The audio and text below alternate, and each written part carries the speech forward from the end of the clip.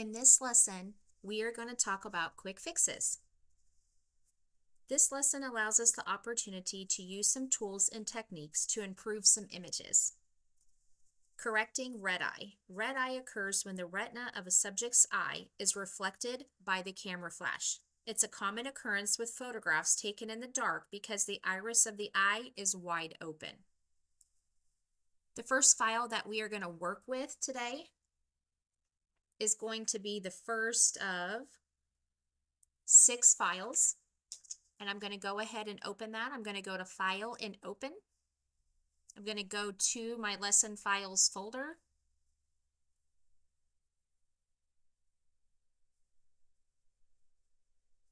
And in Lesson 5, you'll notice that there are quite a few lesson files for this particular one.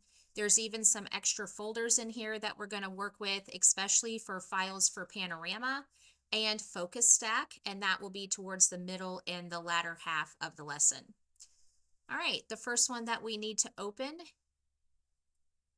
is Red Eye Start, and notice that that is a JPEG. I'm going to go ahead and click Open.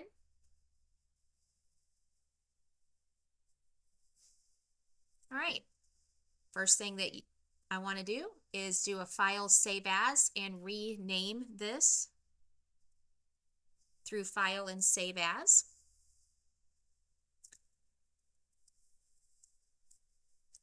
Going to name this Red Eye _ working. And this needs to be saved as a PSD file. Okay, notice it's a JPEG. So in the Save As type, we need to change this in the drop down to Photoshop. And then you want to make sure that you're navigating to your homework folder for Photoshop in Lesson 5. Okay, I've already worked this, so I'm just going to add my files today onto my desktop.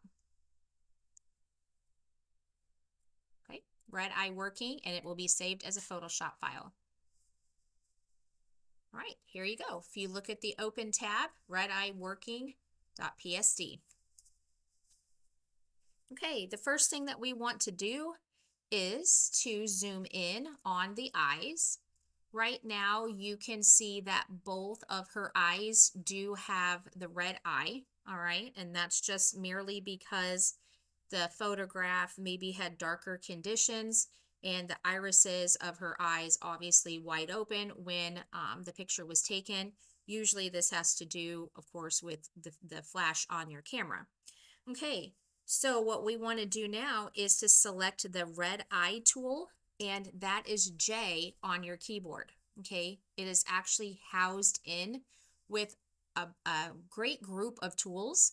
There's the spot healing brush tool in here, the remove tool, the healing brush tool, patch tool, content aware move tool, and of course the red eye is at the bottom. Okay, all right.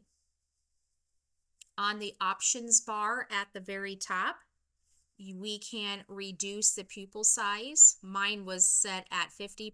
I think they want it to be about 23%, I think it was. You can use the slider, or you can highlight and just type it in there. And the darken amount needs to be set to 62. Okay, so this time I'm just going to highlight and then apply 62 by typing it in there. All right, we only have one layer. It is the background layer. So all we need to do is come over here and right in the middle of the red portion of the irises, just click one time and it will of course remove the red eye. Okay, adjusting facial features with Liquify. Still using this same lesson file of Red Eye working. All right, the Liquify filter is useful when you want to distort only part of an image. It includes a face-aware Liquify option that can automatically recognize a face in an image and then lets you easily adjust facial features. It's only available when Photoshop recognizes a face in an image. So if a face is maybe partially covered by hair, sunglasses, maybe a baseball hat, or the face is turned too far away from the camera, you may not be able to use this feature, okay? So you guys are going to continue working on this particular file and make some additional adjustments, all right, with face shape. And then of course you will be using the liquify filter, okay? Make sure when you are done with this section that you guys do a file save or Control S, Command S, depending on whether you are on Windows or a Mac. Okay, I'd like to move on and talk to you about using blur gallery effects. This particular lesson file is actually going to contain quite a bit of work to it. So I want to go ahead and talk about that. I'll go ahead and close out Red Eye Working. Of course, you guys will finish that. I'm going to go to File and Open. Navigate to the lesson files. And this one as well is a JPEG. It's car start. Going to go ahead and open that. And I'm going to do a file save as. I will resave this on my desktop. You will be resaving this where you will be saving your lesson 5 homework. Make sure you change the save as type to a Photoshop file. This has to be a PSD file. Okay, I'm going to go ahead and do a quick save of that. You can see that it is carworking.psd. The interactive blurs in the blur gallery enable you to customize a blur as you preview your image. Okay, so there's some options here. This does include field blur, iris blur, tilt shift, path blur, and spin blur. So we are going to be working with a couple of these. Okay, this comes over with one background image. Okay, and you can kind of see what it is here. It's the gentleman in the purple sports car. I'm going to choose Layer, New, Layer via Copy. And basically what that's going to do is duplicate that layer for me. You can see over in the Layers panel, it says Layer 1. I'm going to double click that name and rename this car. Okay, the next thing I'm going to do is use Object Selection Tool. That is W on the keyboard. Okay, remember in a previous lesson, I had explained that it is located in with the Quick Selection Tool and the Magic Wand. Okay, so that is the Object Selection Tool.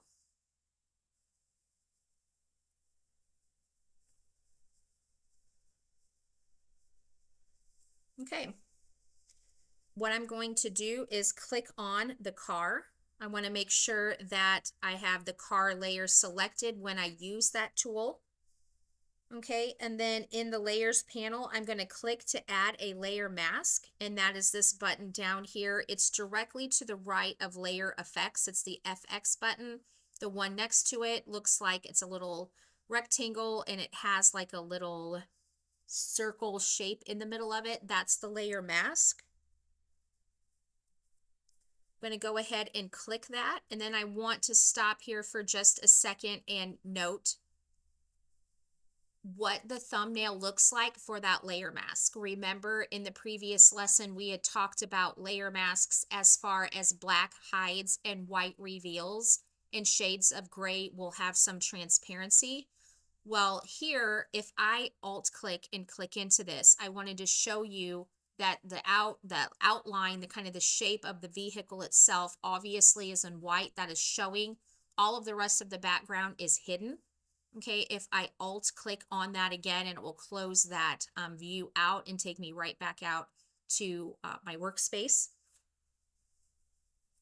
All right, I'm going to select the background layer. Okay, and then I'm going to go to at the top in my menu bar, filter, and I'm then going to select convert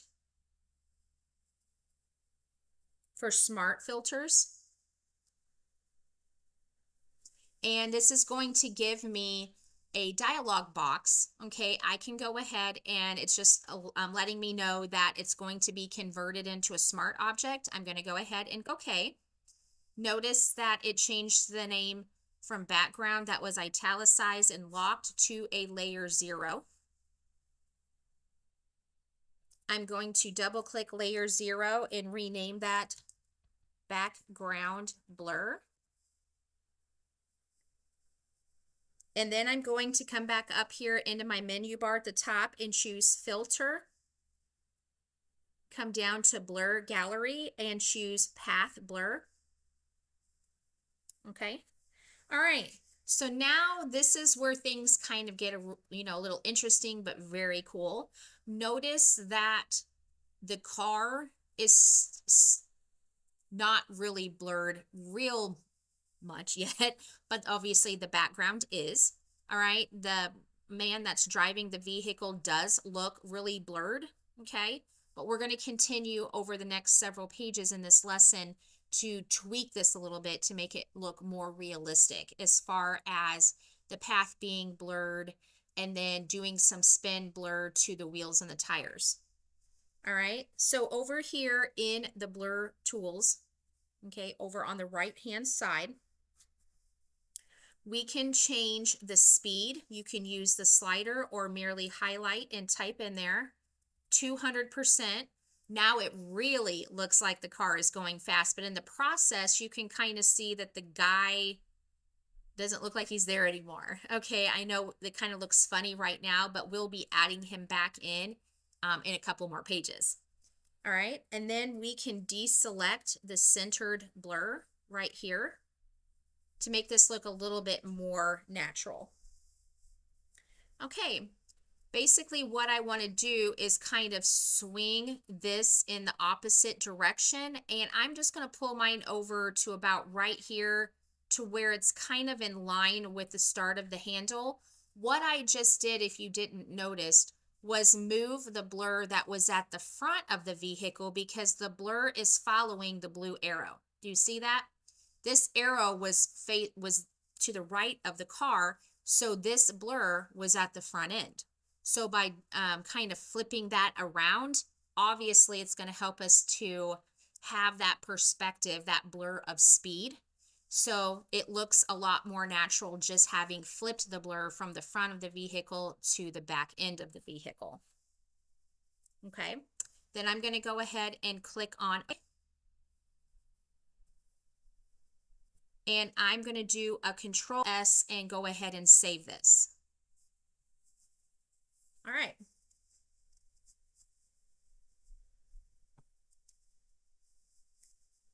Okay, so up here in the car layer, I want to make sure that I have the mask, the layer mask thumbnail selected. Remember, this is right here. It's the black and white. Okay, and in the contextual toolbar, and mine's just located here at the bottom of my screen, I want to click this button right here that says Add to the Mask. And you may be thinking, what are we adding to the mask? Well, we're actually going to add the guy back in, okay, so it doesn't look like the car is driving itself. So I'm going to go ahead and click on Add to Mask.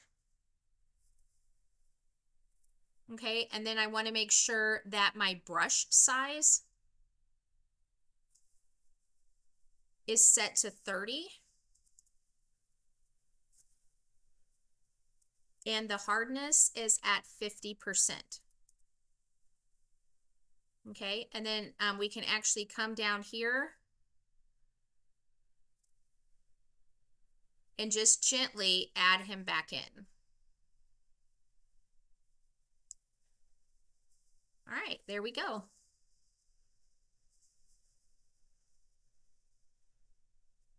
Perfect.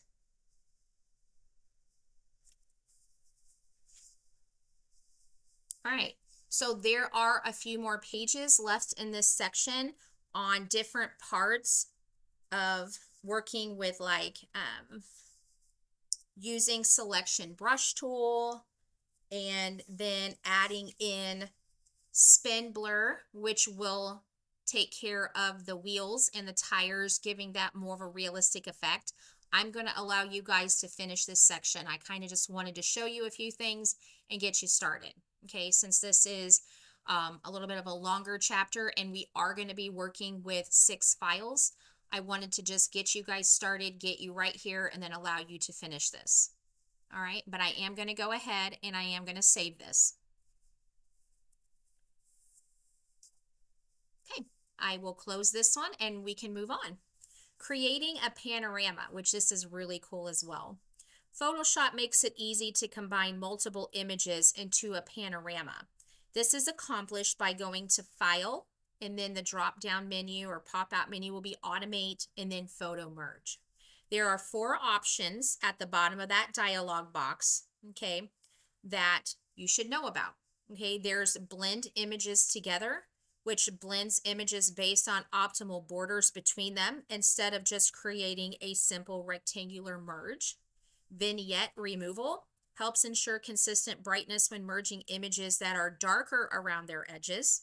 Geometric Distortion Correction compensates for barrel distortion, pincushion distortion, or fisheye distortion. Content-Aware Fill Transparent Areas automatically patches the empty areas between the merged images, edges, and the sides of the canvas. Okay, so whenever you begin working with a panorama, you want to make sure that you are just back out to your welcome screen, that you don't have any other Photoshop files open. So if you do at this point, please make sure you save them and then go ahead and close them out. Okay, I'm going to start by going to File and up in my menu bar.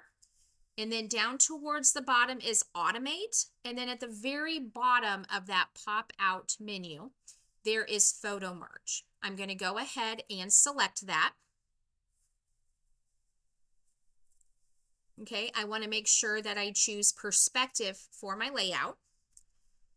And then I wanted to stop here for just a second because I just covered Blend Images Together, Vignette Removal, Geometric Distortion Correction, and Content Fill Aware Transparent Areas. Those I just kind of explained a little bit about each one of those. And for this particular one, we want to make sure that we have all of these selected. So I'm going to go ahead and click those. And then over here, I'm going to browse. Now, in our lesson files folder, there happens to be a folder for the photo merge. Okay, so if we go back into lesson 5, there's files for panorama. Okay, I'm going to go ahead and click into that. There is Skyline 1, 2, 3, and 4. I want to make sure that I select all 4 and then click OK. All right. And then what I'm going to do is go ahead and click the OK button on the Photo Merge dialog box. And then you can kind of watch the magic happen right on the screen.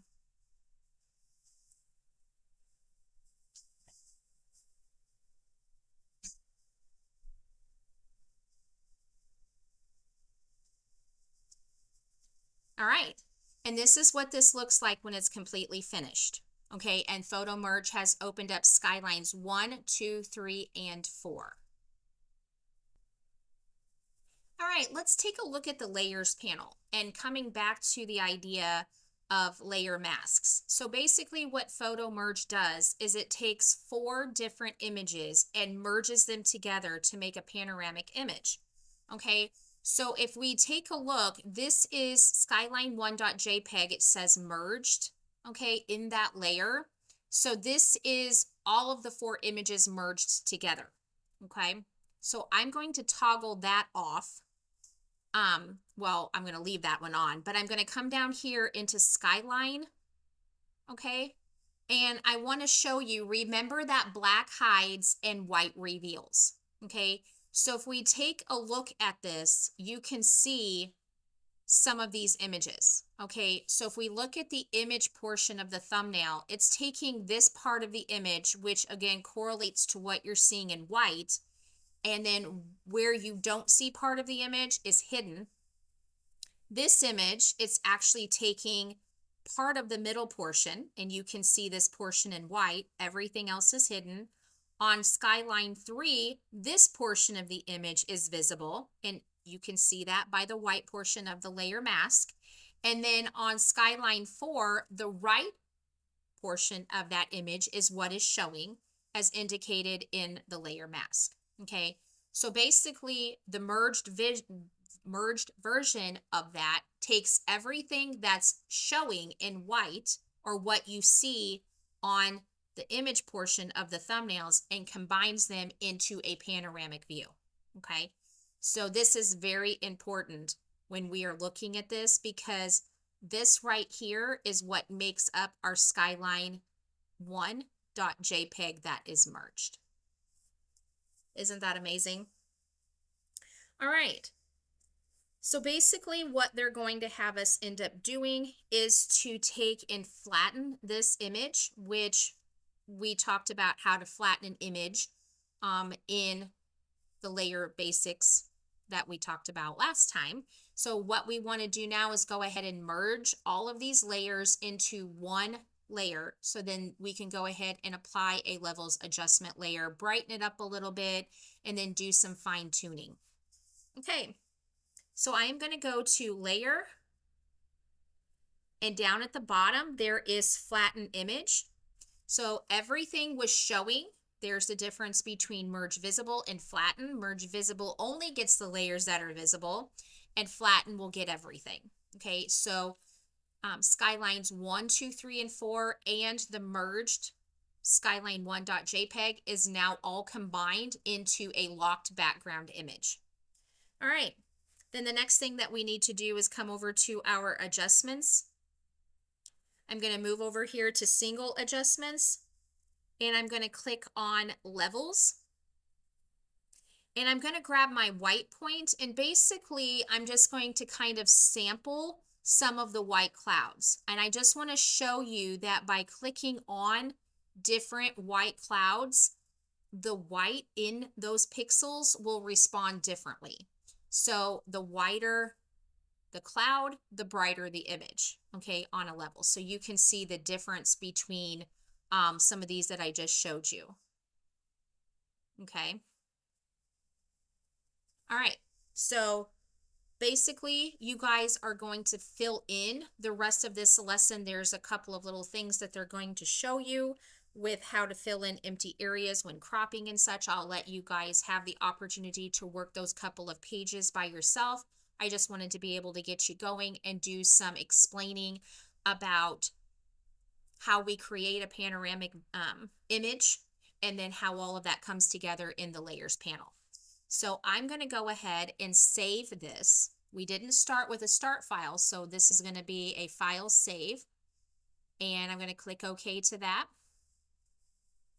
I'm going to put this on my desktop. You are going to save this wherever you are saving Skyline working, and you want to make sure that the save as type is a Photoshop PSD file. And then I'm going to go ahead and click on save. Okay, so you guys, there will be a few more steps after this that you guys will have to finish for this particular lesson file. Okay, correcting lens distortion.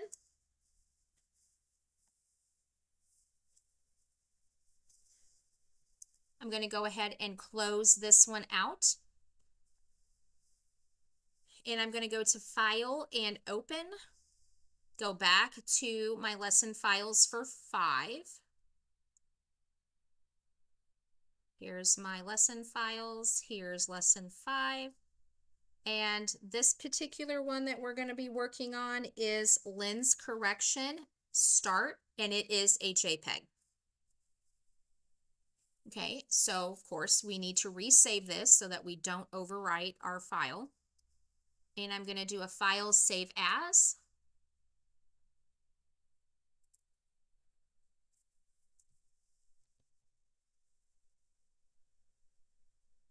I'm going to put this on my desktop, save as type. We have to change that. Okay, we cannot leave this a JPEG.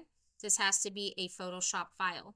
So it's going to be lens correction working, and it needs to be a PSD file. Okay, I'm going to go ahead and click save for that. You can notice that that is now saved correctly.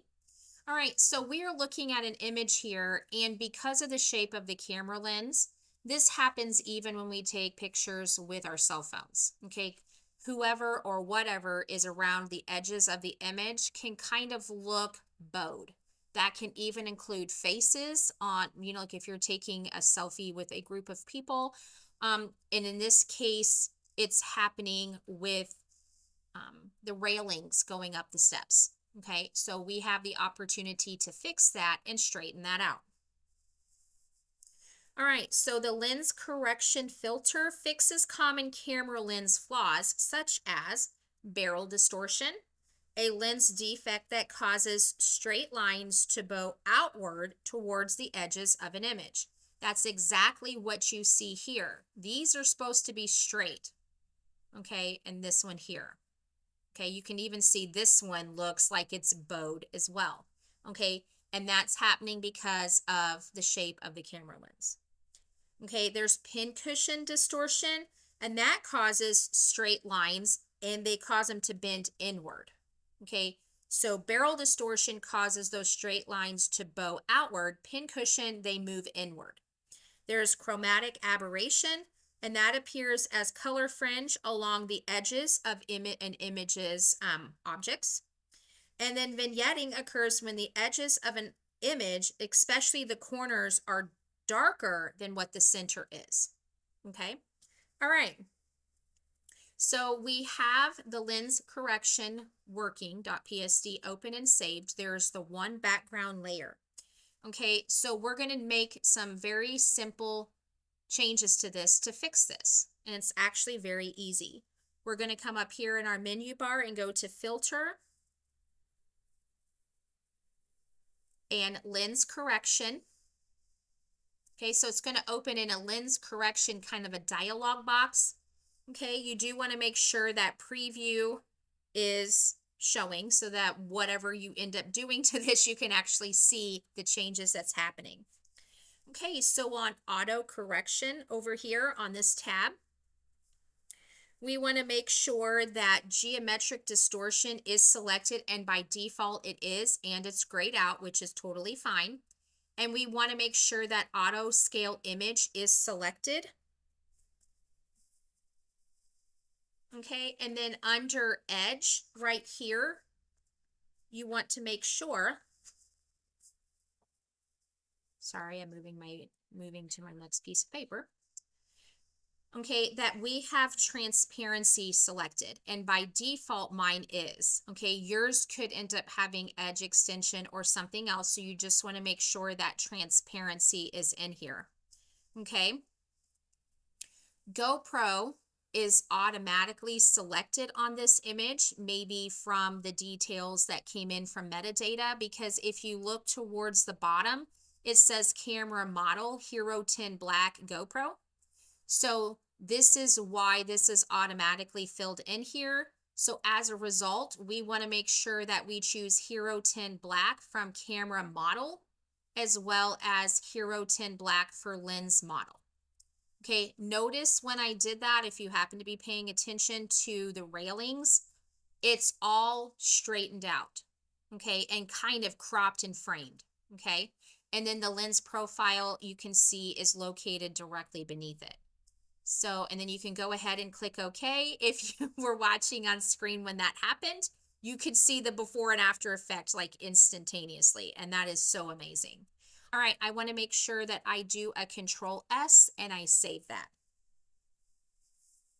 Moving on to the fifth topic and image for the lesson files that we're going to be working with. I'm going to go ahead and close this one out. Okay, extending depth of field using focus stacking. Depth of field is the range of distances in acceptable focus.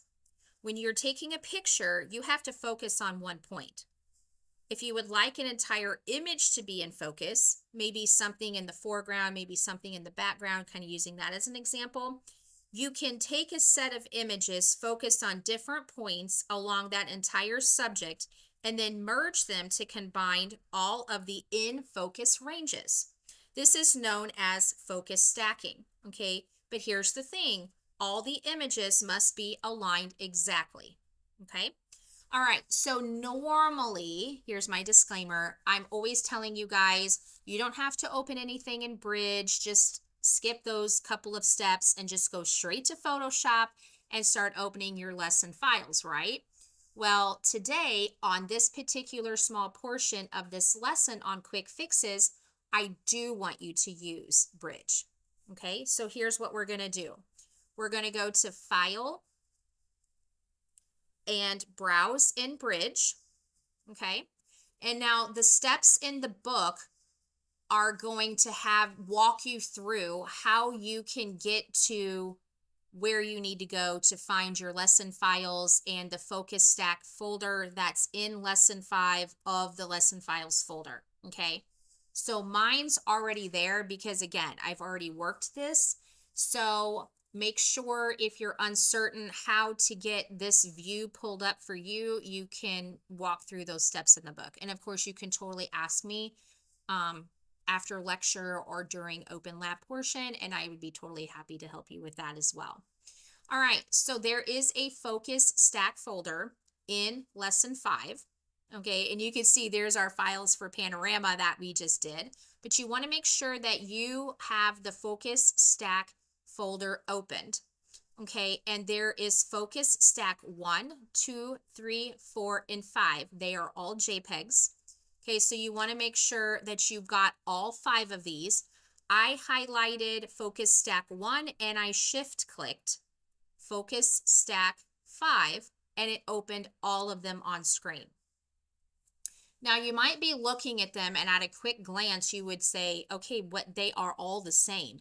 Yes, they are. But if you even take a look at focus stack 1, okay, this one's blurry and part of these are blurry.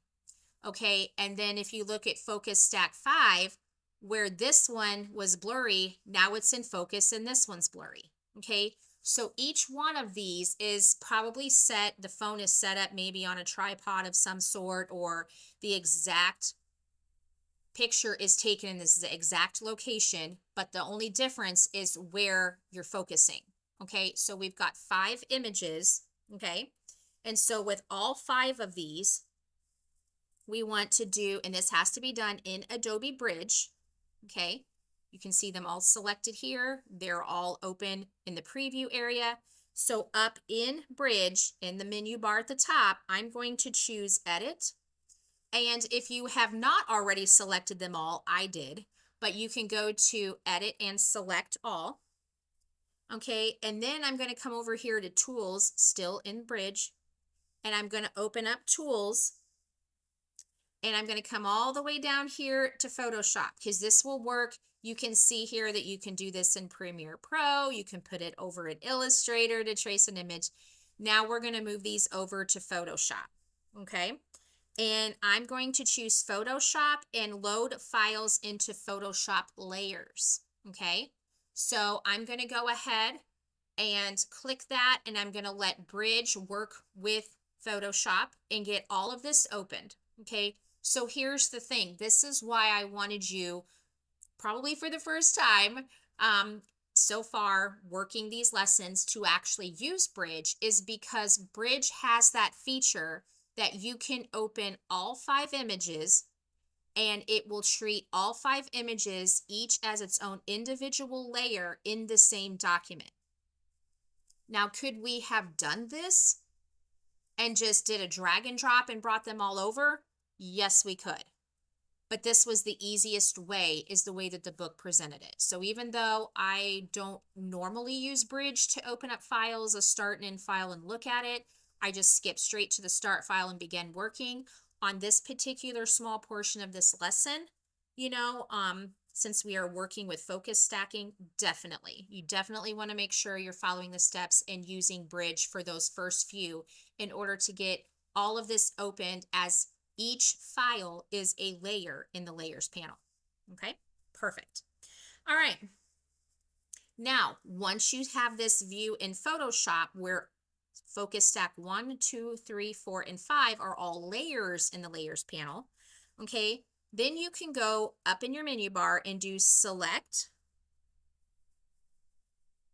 Okay, and then I'm going to do All Layers, which now gets all 5 of these in the layers panel. And then I'm going to come up here and do Edit, and I am going to auto blend the layers. Okay, which is perfect. Now, here is where you see a blend method, and there's panorama, okay? But you want to make sure that you do stack images, okay? You also want to make sure that seamless tones and colors and content aware fill transparent areas is selected. And then you can go ahead and click OK. What that's going to do is make sure that all 4 of these are in focus. Okay, how cool is that? All right, so if we take a look now at the layers panel, it's very similar to the panorama that we did, okay, with skylines 1, 2, 3, and 4. If we take a look, same principle applies. Here's the original images for focus stack 1, 2, 3, and 4, and 5. Black hides, white reveals. So the portions that are the same, you know, are in white. The coins that need to be in focus are either hidden or showing depending on which image we're looking at. And then all of that is merged into focus stack 1 JPEG merged. Okay, so if we're looking at the merged image, all of these coins are all in focus, all blended, all perfect at the same time in the same image. Okay, all right. Now I want to make sure, since this was opened and bridged and then brought over into Photoshop and completely fixed and auto blended and stacked together, okay, this is untitled. We need to make sure we save this. So I'm going to do a file save. I'm going to click OK. I'm going to save mine on my desktop, highlight this, and then this is going to be saved as focus _ stack _ working. Make sure the save as type is PSD. And then I'm going to go ahead and click on save. Okay, I like it because not only is it the name that I assigned it as far as the Photoshop file, but you can see focus stack and it's the merged. Okay, so what we're viewing is all together. Okay, all right, awesome. And then the very last portion of the lesson is on correcting lens distortions. So I'm going to go ahead and close this one. Okay, and I'm going to allow you guys, I have started and worked pretty much every file so far, okay, but I'm just going to open this particular start and end file, and I want to talk about it for a minute, and then I'm just going to allow you guys to work these steps, okay, because this is the last one in the book, and I'm going to allow you guys the opportunity to do this one. So let's just take a look at the start and end file just so that you can see what I'm saying. It's pretty easy to work. All right, so I'm going to open this up real quickly here. And here's the start and the end file. I will show those to you. All right, so making linear perspective consistent. The perspective warp feature lets you fit the linear perspective of one image into another. Okay, you can correct distortions, change the angle from which an object appears to be viewed, or shift the perspective of an object so it merges smoothly with the new background. Okay, it's a two-step process. You define the planes and then you adjust them. Okay, all right, so I'm going to turn off the train. So we have the background, okay, and this is the perspective that we're talking about. So here's the train track that starts here and it goes off into the distance, and notice how wide it is right here. And then as it goes towards the back of the image, it gets very narrow. Okay, so that is perspective. Okay, and here's our train. Okay, if I turn off the background, here's the train. Okay, I'm going to turn the background back on. What do you see that's wrong with this picture? Okay, the train is floating above the tracks. Okay. So we just are going to work with the perspective, okay, which is the plane, okay, running this way, and we're going to adjust the train onto the tracks, okay? So when you are done with this, that's what it looks like. So if we look at it, it's kind of like a before and an after. Okay. So we're basically taking the back of the train, starting about right here all the way back, and we're going to lower it onto the track so it looks natural. Okay. All right. So you want to make sure when you open up bridge_start that you are resaving this. So it's going to be a file save as. Put mine on my desktop. This is going to be bridge working, making sure it is a Photoshop file. You can see that here. I'm going to go ahead and click save. Okay. And so you're going to have the opportunity to work with the plane and then adjusting it over the perspective of that railroad track. And you're going to use perspective warp to do it. Okay. Now, gentle adjustments on the train. You'd be amazed over the years how this train gets stretched vertically and horizontally, where the train looks distorted trying to get it on the track. That should not happen. Okay, so be very cautious and very careful how you are making your adjustments on perspective warp to get the train to gently pull down and touch the tracks. Okay, it should not be distorted in any way, horizontally or vertically, meaning that the train should not be stretched out and then appear very short and narrow. Okay, so this again is what it looks like when it is done. All right, please make sure that all of the files are in a folder and that you zip or compress that folder to submit on Blackboard when it's time, to get that submitted. Okay, please don't attach these one at a time. I'd appreciate it if you could just make sure that they are in a homework folder for lesson 5. It'll just make it very easier for me to be able to grade each one of your guys' homework. All right, you guys, let me know if you have any questions.